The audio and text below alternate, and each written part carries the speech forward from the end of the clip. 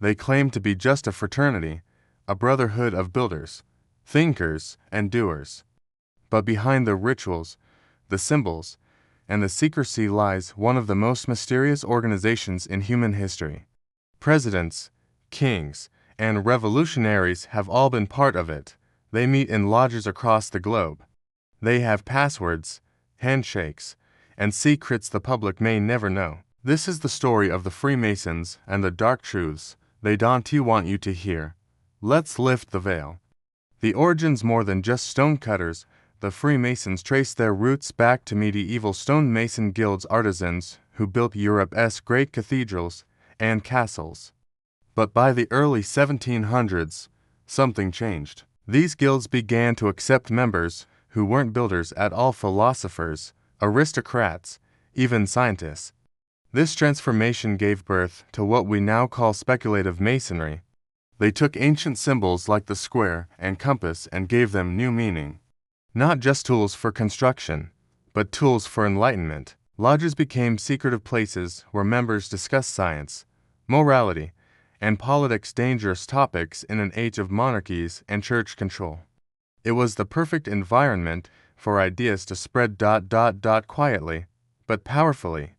Secret symbols and hidden codes walk past a Masonic lodge, and you might not notice it. But inside, you lines find an entire world of symbols and rituals, all designed to communicate without speaking a word. The square and compass, the all-seeing eye, the letter G, and the mysterious checkerboard floor each holds layers of meaning. Initiation rituals involve blindfolds, oaths, and allegorical death and rebirth. Every handshake has a purpose. Every gesture can mark your status. To outsiders, it looks like theater. To insiders, it's a language. And some believe these rituals hide ancient knowledge passed down from the Knights Templar, or even earlier, from the builders of Solomon's Temple. Is it just tradition? Or a code hiding something more? Power and influence. Who are the Freemasons? Freemasonry has attracted some of the most powerful figures in modern history. George Washington, Benjamin Franklin, Winston Churchill, Voltaire, Mozart, and Mark Twain were all Masons. In fact, 14 U.S. presidents have been confirmed Freemasons. But why? Some say it's because Masonry promotes leadership, critical thinking, and loyalty. Others believe it's because the society offers more than brotherhood. It offers access to networks, to influence, to power. And the deeper you go, the more secretive it becomes. There are higher degrees, closed-door ceremonies, and even inner circles that some Masons never see. Some claim the Freemasons operate like a shadow government, pulling strings from behind the scenes. The organization denies it, but history shows their fingerprints are everywhere, from revolutions to constitutions. The conspiracy theories, myths, or hidden truths. Where there's secrecy, there's suspicion. Freemasons have long been the target of conspiracy theories, some wild, some disturbingly convincing. They've been accused of orchestrating revolutions, assassinating presidents, controlling the banking system, and even worshipping a mysterious figure named Baphomet. One of the most famous theories, that the Illuminati, a supposedly extinct secret society, still exists today, operating from within the Freemasons. And then there's the symbolism on the US dollar bill, the all-seeing eye above a pyramid.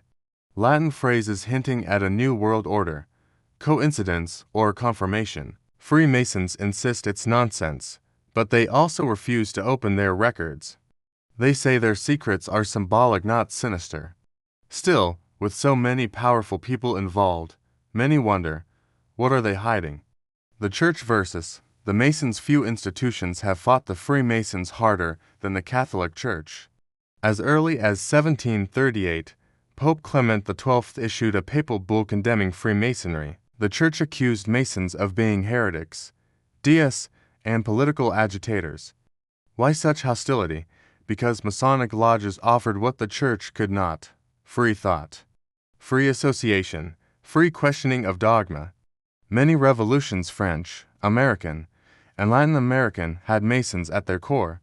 To the Church, that wasn't just dangerous, it was blasphemous. Even today, practicing Catholics are officially forbidden from joining Masonic orders. That tension between faith and reason, obedience and freedom continues to this day. What happens inside a lodge? If you walked into a Masonic lodge during a meeting, you'd find a scene filled with ritual.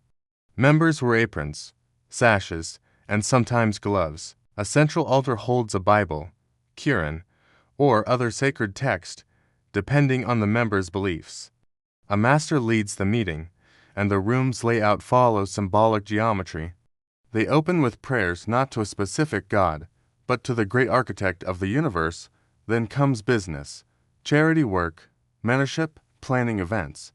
But there's also the inner work, the philosophical side. Degrees are conferred through rituals that reenact ancient parables, each designed to teach moral lessons.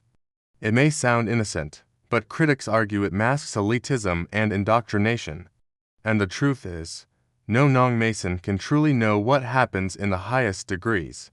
That secrecy is what keeps the questions alive. So, what are the Freemasons? Really, a club for old men in aprons, a global brotherhood promoting morality and charity, or something darker, an ancient society that still pulls the strings of power? They've influenced revolutions, shaped ideologies, and placed symbols all around us. They've survived wars, bans, and scandals, and still, they thrive.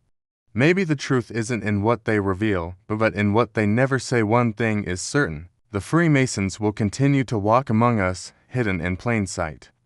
And whether they're guardians of enlightenment or architects of control, their secrets remain just that, secret.